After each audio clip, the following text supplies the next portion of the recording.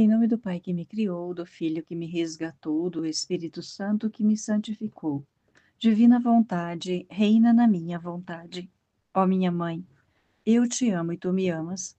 Dai-me um gole da vontade divina, a minha alma. Me abençoa, Mãe, para que todas as minhas ações sejam feitas diante dos vossos olhos maternais. Amém.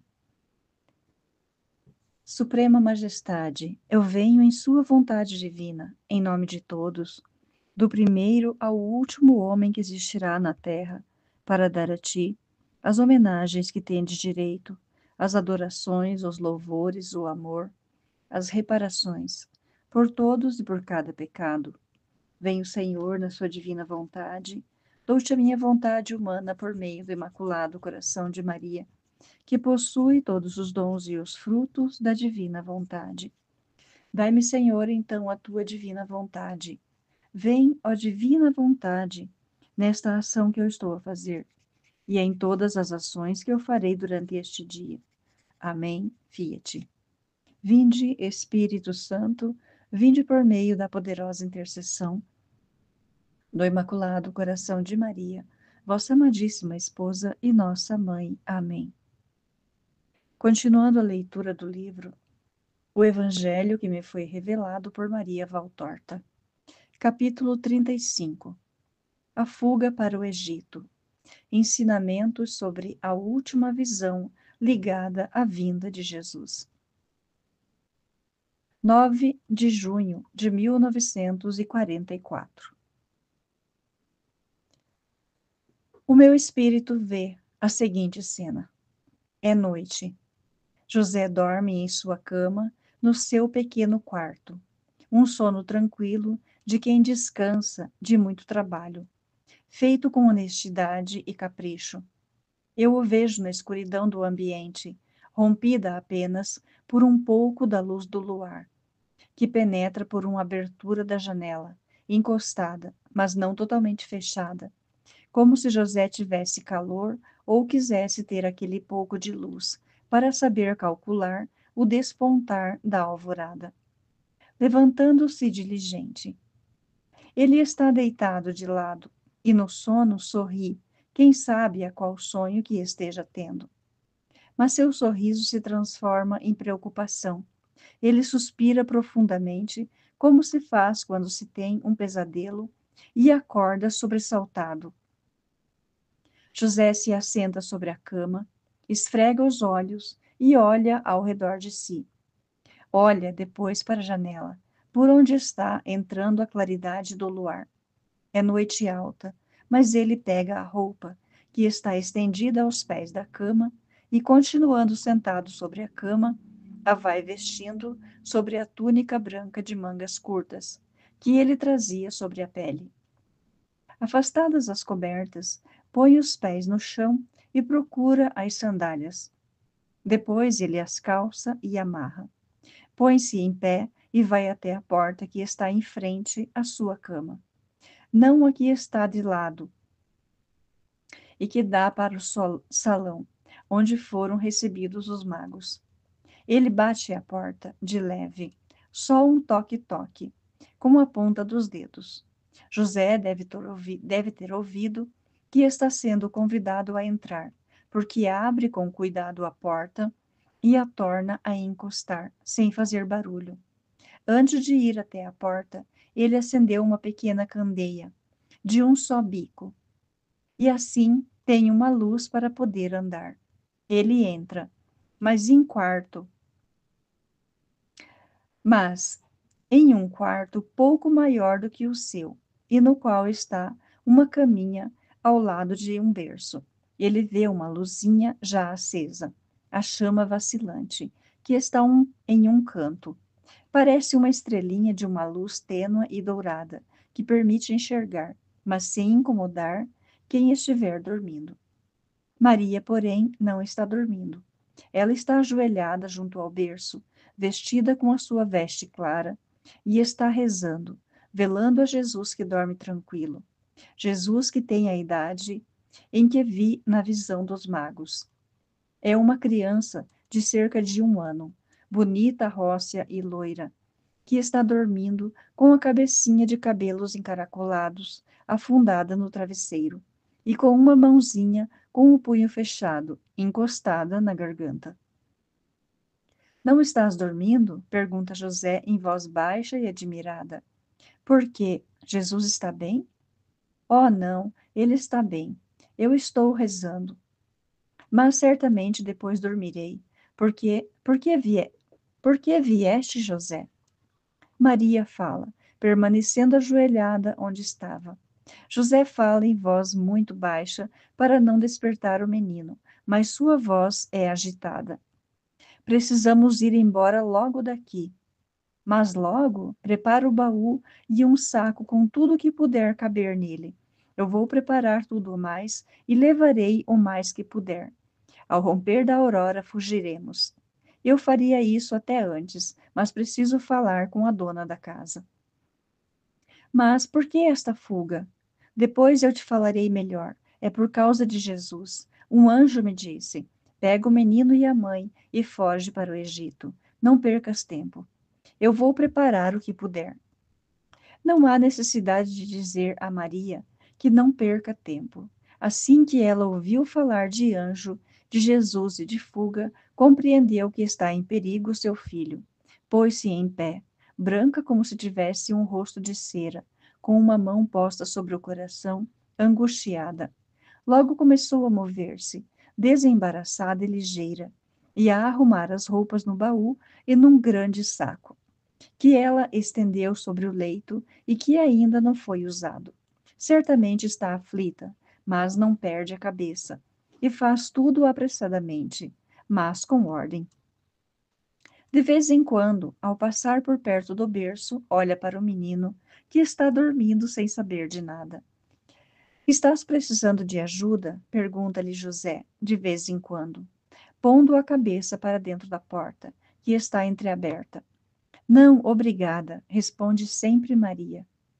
Somente quando o saco está cheio e fica pesado é que ela chama José para ajudá-la a fechá-lo e a levantá-lo da cama. Mas José não quer ser ajudado e faz tudo sozinho, pegando o grande volume e levando-o para o seu quartinho. Pega também as cobertas de lã. Pega também as cobertas de lã, pergunta Maria.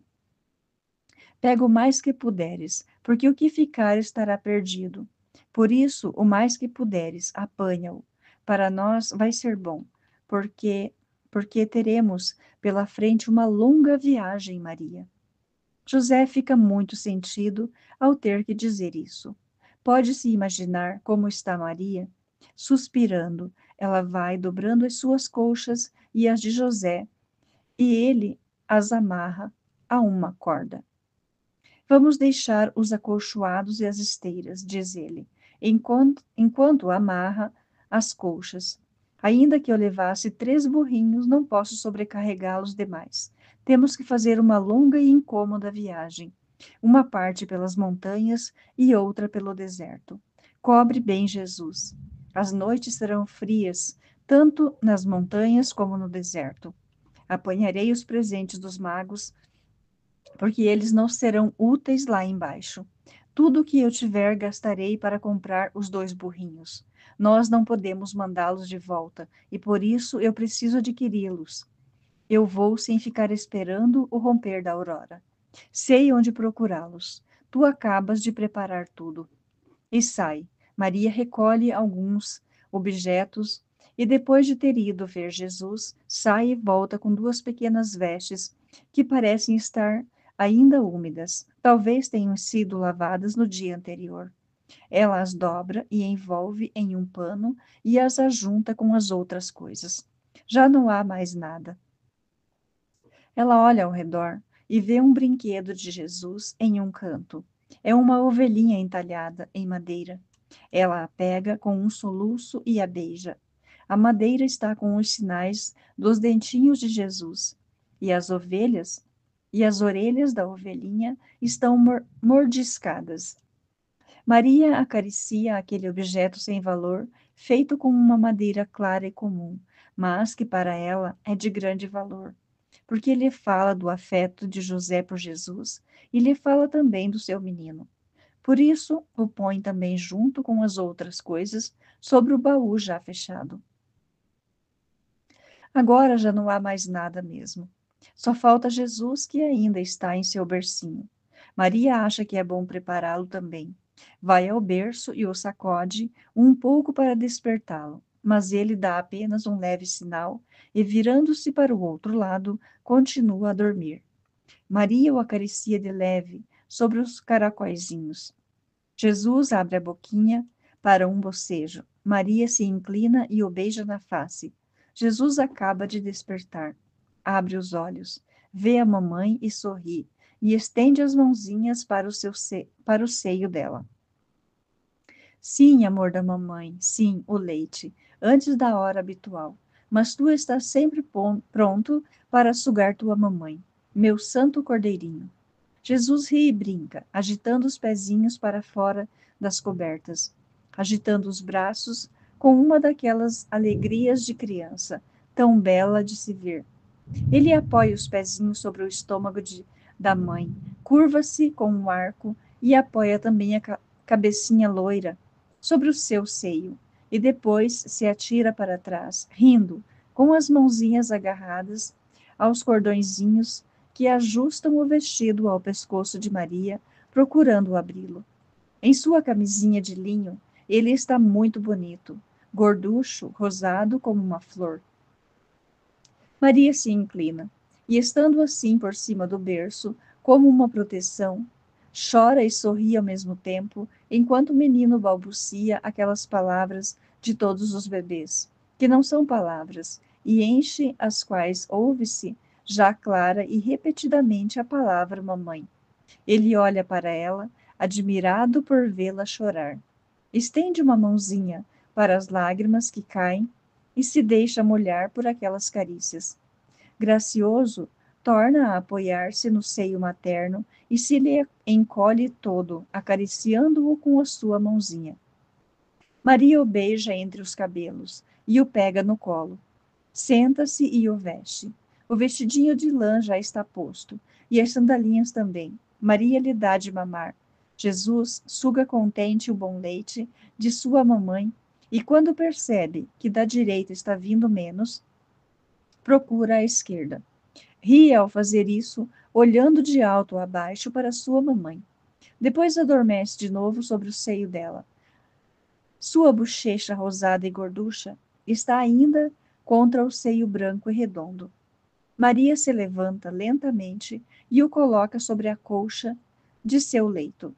Cobre-o com o seu manto, volta ao berço e dobra as pequenas cobertas. Fica pensando se não será bom pegar também o pequeno colchão. É tão pequeno, pode-se levar. Então ela o coloca, junto com o travesseiro, perto das coisas já postas sobre o baú. Chora sobre o berço vazio a pobre mãe, que está sendo perseguida com o seu filho. José já está de volta. Estás pronta? Jesus está pronto? Pegaste as suas cobertas, a sua caminha? Não podemos levar o berço, mas pelo menos que ele tenha o seu pequeno colchão. Pobre pequenino, que procuraram a sua morte. José.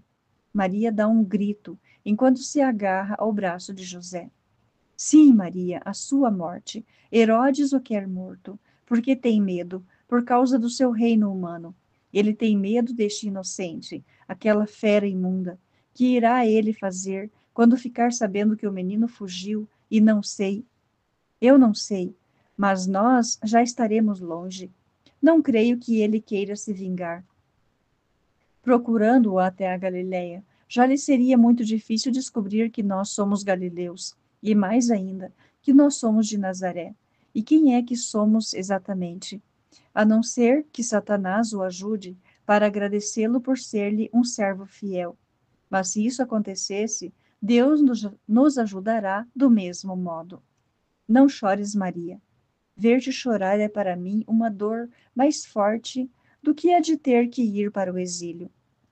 Perdoa-me, José. Não é por mim que eu choro, nem pelas poucas coisas que vamos deixar. Eu choro por ti.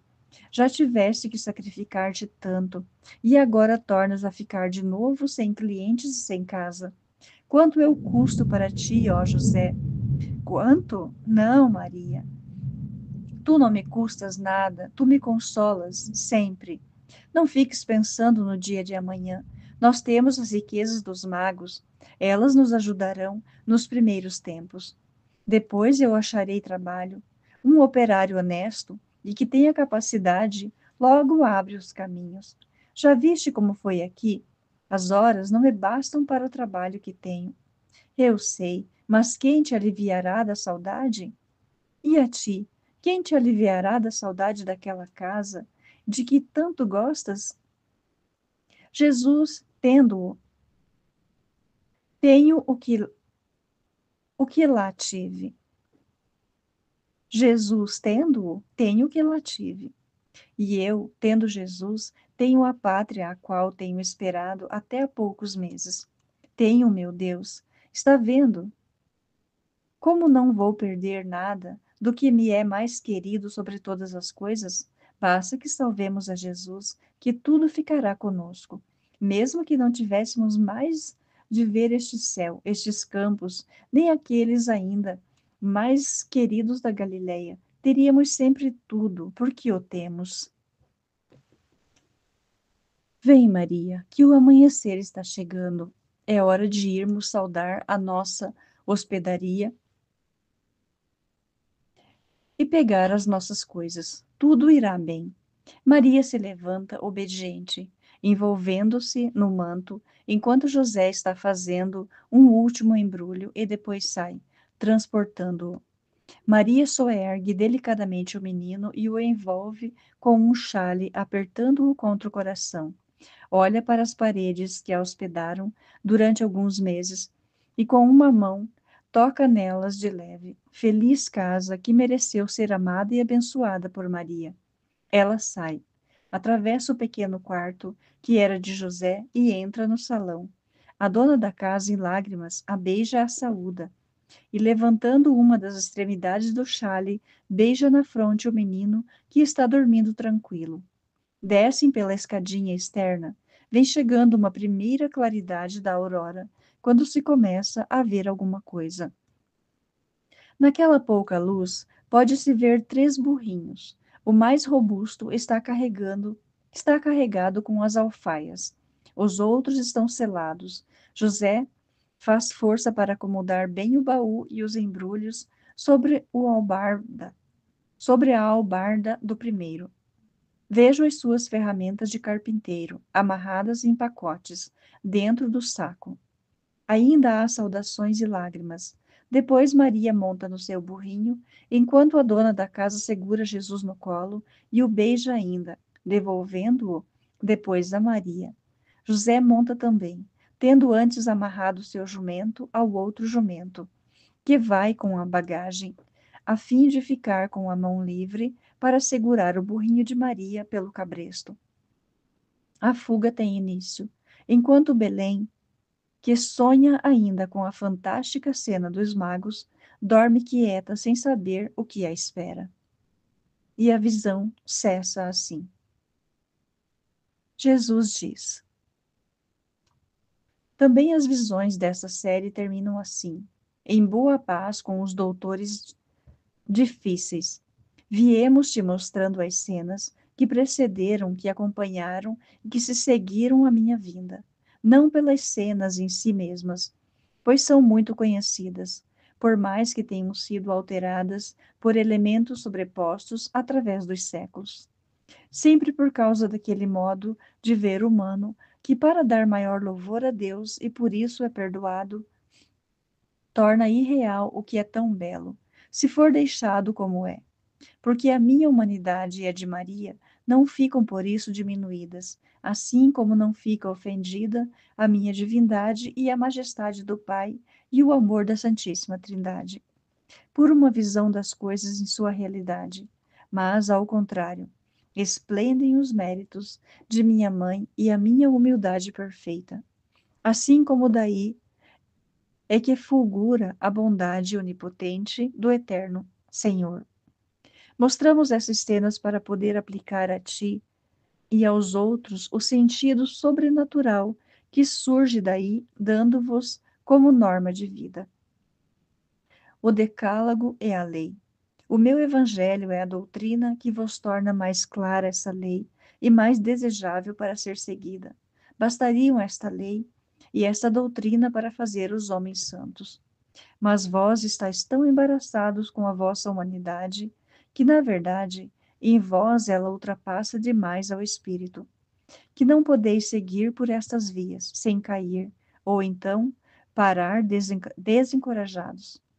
Dizeis a vós, e a quem queria fazer que vos adiantasseis, citando-vos os exemplos do Evangelho, Jesus, Maria e José, e assim por diante todos os santos.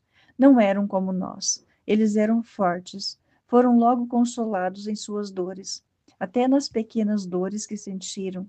Eles não sentiam paixões, eram já seres fora da terra. Ah, aquelas pequenas dores. Ah, não sentiam as paixões. A dor foi para nós a amiga fiel e teve todos os mais variados aspectos e nomes. As paixões. Não useis erradamente um vocábulo chamado de paixões. Os vícios que vos desencaminham. Chamai-os sinceramente de vícios. E, além disso, capitais. Quanto aos vícios, não é que os ignorássemos. Nós tínhamos olhos e ouvidos para ver e ouvir, e Satanás fazia dançar esses vícios à nossa frente, mostrando-os nas obras com a sua imundície e tentando-nos com as suas insinuações.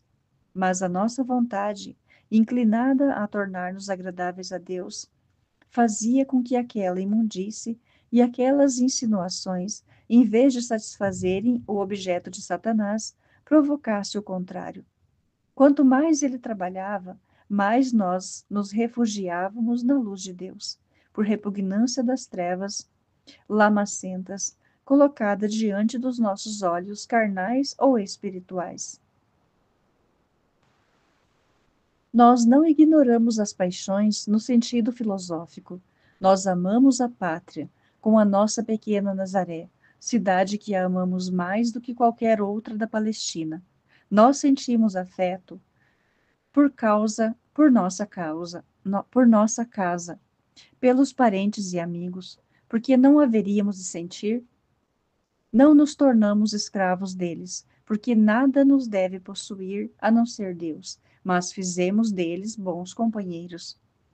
Minha mãe exultou de alegria quando, 4 anos depois, voltou a Nazaré e pôs o pé em sua casa, podendo beijar aquelas paredes, dentro das quais o seu sim lhe abriu o ventre para receber o embrião de Deus.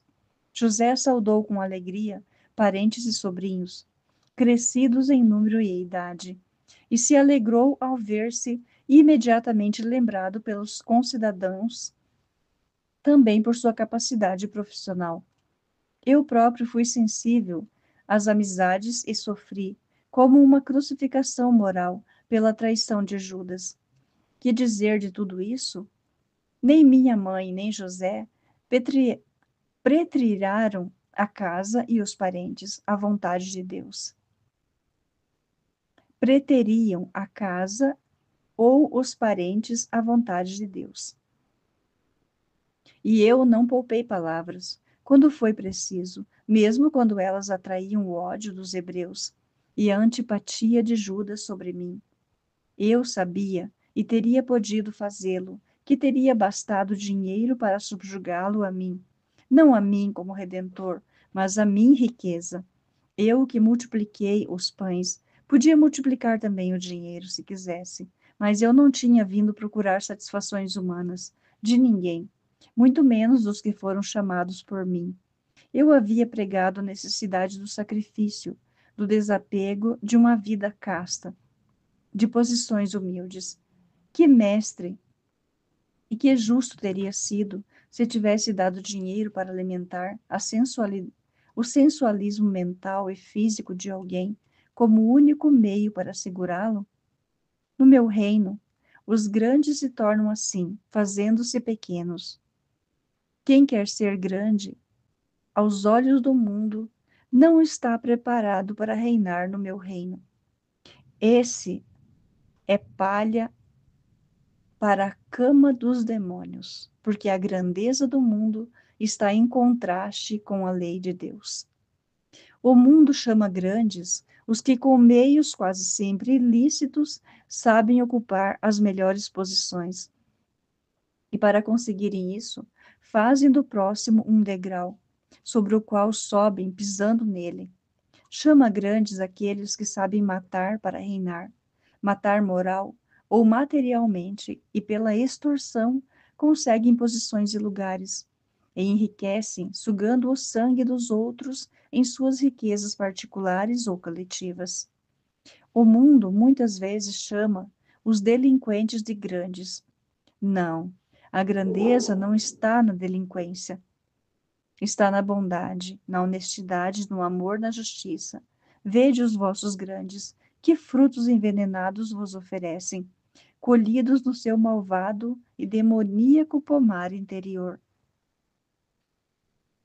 A última visão, pois eu quero falar dela e deixar de falar de outros assuntos que são tão inúteis. E o mundo não quer ouvir a verdade que lhe interessa. É uma visão que ilumina um ponto particular, citado 2 vezes no Evangelho de Mateus, numa frase repetida 2 vezes. Levanta, pega o menino e sua mãe e foge para o Egito. Levanta, pega o menino e a mãe dele, e volta para a terra de Israel. E como viste, Maria estava sozinha com o menino no quarto. A virgindade de Maria após o parto e a castidade de José são muito combatidas por aqueles que, por serem lama podre, não admitem que alguém possa ser asa e luz. São infelizes, com coração tão corrompido, com mente que se prostitui tanto a carne, que se tornaram incapazes de pensar que alguém como eles possa respeitar a mulher, ver nela a alma e não a carne, elevando-se a si mesmos, vivendo a uma atmosfera sobrenatural, apetecendo-se de Deus e não da carne.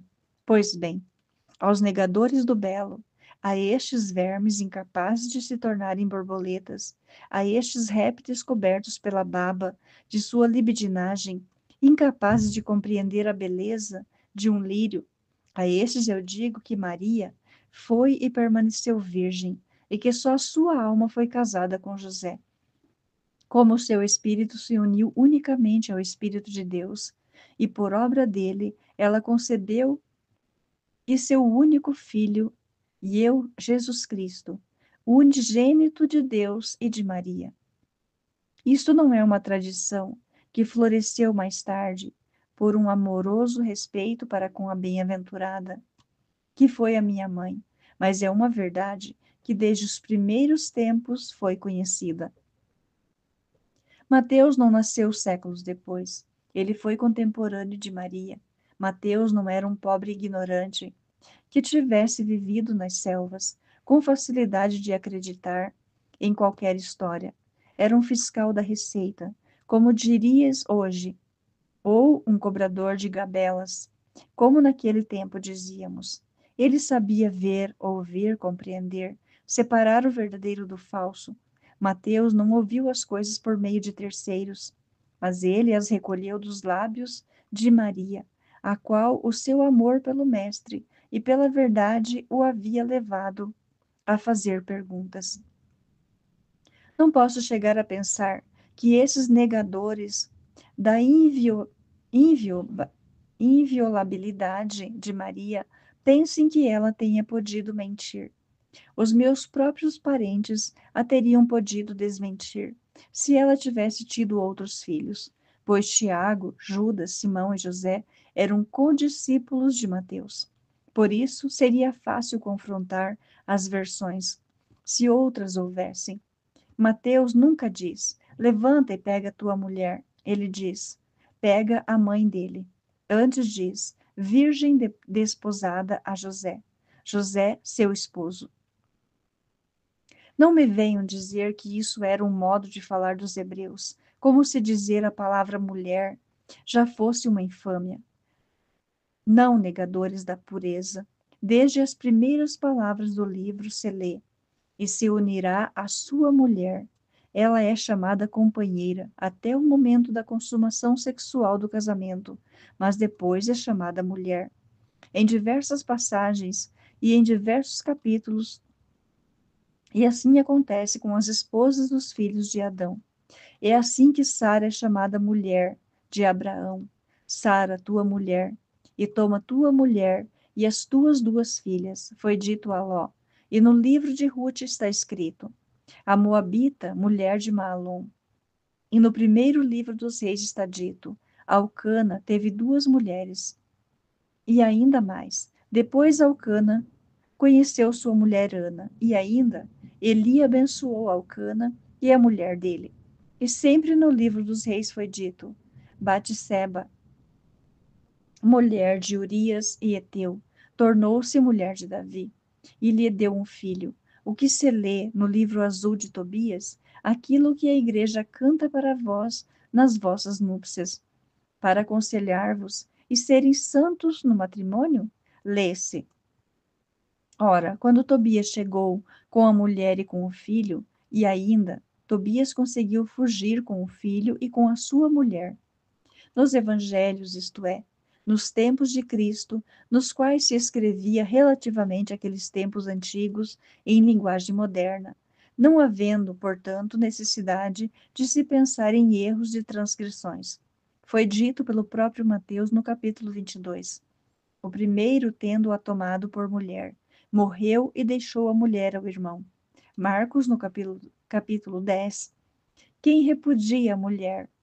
Lucas chama Isabel de mulher de Zacarias, 4 vezes em seguida, e no 8º capítulo diz, Joana, mulher de Cusa. Como estáis vendo, não era este nome um vocábulo proscrito para quem estava nos caminhos do Senhor, um vocábulo imundo que não era digno de ser proferido, e muito menos escrito onde se trata de Deus e das suas admiráveis obras. O anjo dizendo, o menino e a mãe dele, vos demonstra que Maria foi mãe verdadeira, mas não foi mulher de José. Ela permaneceu sempre a virgem desposada a José. Este é o último ensinamento dessas visões. É uma auréola que resplende sobre a cabeça de Maria e de José, a Virgem Imaculada, o homem justo e casto, os dois lírios entre os quais eu cresci, ouvindo só fragrâncias de pureza. A ti, pequeno João, eu poderia falar sobre a dor de Maria por seu duplo afastamento de sua casa e de sua pátria, mas não há necessidade de palavras. Compreendo que seja isso, e disso desfaleces, dá-me a tua dor. Só quero isto. É mais do que qualquer outra coisa que me possas dar. Hoje é sexta-feira. Maria, pensa na minha dor e na de Maria sobre o Gólgota, para que possas suportar a tua cruz. A paz e o nosso amor fiquem contigo. Jesus chama a Maria Valtorta de pequeno João. Por isso que ele coloca aqui, a ti, pequeno João, eu poderia falar sobre a dor de Maria por seu duplo afastamento de sua casa e de sua pátria. Então ele sempre vai chamar a Valtorta de pequeno João. Amém? Fiat. Jesus, eu confio em vós.